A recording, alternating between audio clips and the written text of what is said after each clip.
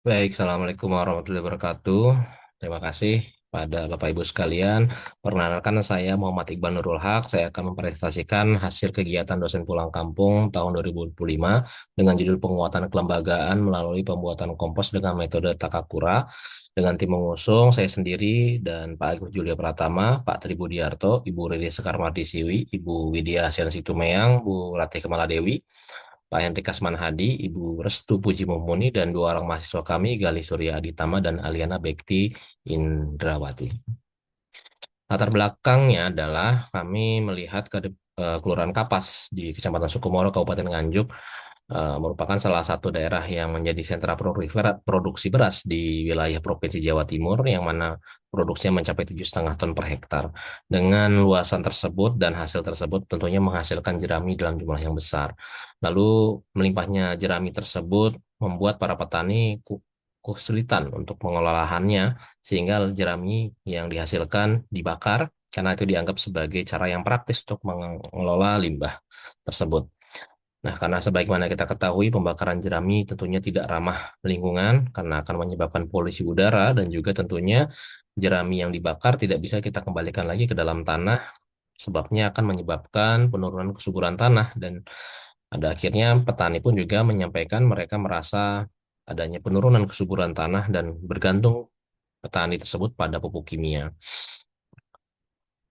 Adapun tujuan yang kami eh, susun untuk kegiatan di sana, ini memuat ada dua inovasi di dalamnya, di mana inovasi sosial ini sendiri bertujuan untuk menguatkan kelembagaan kelompok tani, kelompok sumber pangan melalui pembuatan pupuk kompos, di mana ini akan meningkatkan kapasitas bagi para petani dalam membuat pupuk kompos.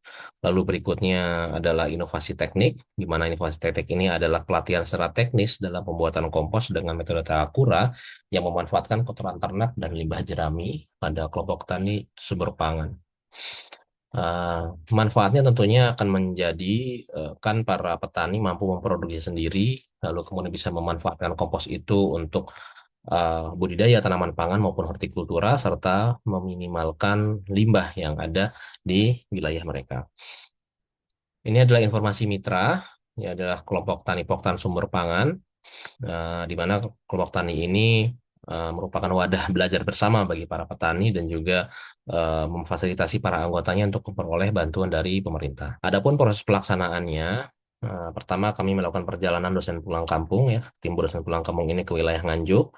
Lalu kami sampai pada esok harinya, dan di siang hari kami melakukan persiapan FGD dan persiapan pelatihan dengan koordinasi kepada stakeholders dan kelompok tani serta para penyuluh. Lalu pada malam harinya kami melakukan FGD bersama kelompok tani dan pemangku kepentingan tentang kondisi pertanian di Kelurahan Kapas. Di esok harinya kami melakukan pelaksanaan pelatihan, di mana pelatihan ini kami bagi menjadi dua, yaitu adalah penyuluhan dengan metode ceramah, dan yang kedua adalah demonstrasi cara dengan penyuluhan dengan metode ceramah. Di sini kami membawa dua materi, yaitu kesehatan dan kesuburan tanah, dan juga pembuatan kompos jerami metode Takakura modifikasi. Untuk demonstrasi cara, kami membuat larutan fermentasi untuk kompos dan juga pembuatan kompos. Selanjutnya kami melakukan evaluasi. Evaluasi dari pelaksanaan tersebut diambil dari hasil pretest dan posttest yang dikerjakan oleh para petani. Lalu kemudian membuat rilis, publikasi, dan juga pembuatan video dokumentasi. Lalu selanjutnya terakhir perjalanan pulang dari Nganjuk menuju Bogor. Adapun hasil pelaksanaan kegiatan pada tanggal 9 Juli, kami melakukan FGD bersama Poktan dan pemangku kepentingan. Di dalamnya kami mendiskusikan tentang kondisi pertanian di wilayah Kapas, Kecamatan Sukomoro, dan kami memperoleh beberapa temuan, di antaranya adalah komoditas yang ditanam mayoritas adalah padi dengan produktivitas 7,5 ton per hektar gabah kering panen, dan petani mengakui mereka minim sekali memberikan input bahan organik, dan kebutuhan pupuknya pun semakin tinggi karena mereka merasa kesuburannya pun juga semakin menurun. Lalu jerami yang mereka hasilkan itu dikelola dengan cara dibakar. Dan petani merasa dalam proses budidayanya mereka mengakui mereka tidak ada jeda dan waktu, ya, lahan untuk istirahat. Jadi setelah panen langsung diolah untuk ditanami di musim berikutnya secara langsung. Sehingga dari proses diskusi tersebut, para petani merasa membutuhkan pemahaman tentang bagaimana mengelola lahan yang baik dan juga bagaimana mereka menangani limbah pertanian secara efektif, sehingga mereka tidak perlu membakar lagi.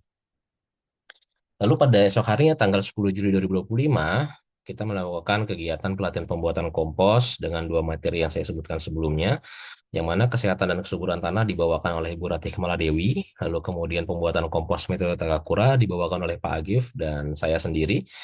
Lalu kemudian di sini petani akhirnya mampu memahami cara sederhana untuk mengetahui kesuburan tanah masing-masing.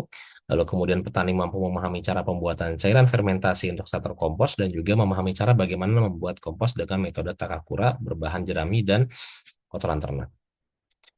Berikut ini adalah progres dan tahapan pelaksanaan yang mana luaran wajib dan luaran pilihan telah kami selesaikan seluruhnya, mulai dari laporan kegiatan hingga kemudian materi modul, HKI, video media penyuluhan maupun leaflet.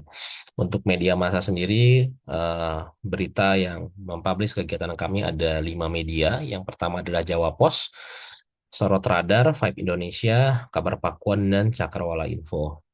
Lalu ini adalah ilustrasi leaflet yang kami buat, desainnya seperti ini, yang mana bisa disimpan oleh para petani untuk kemudian mereka bisa mengulang materi yang sudah kami bawakan dalam proses pelatihan. Selanjutnya ini adalah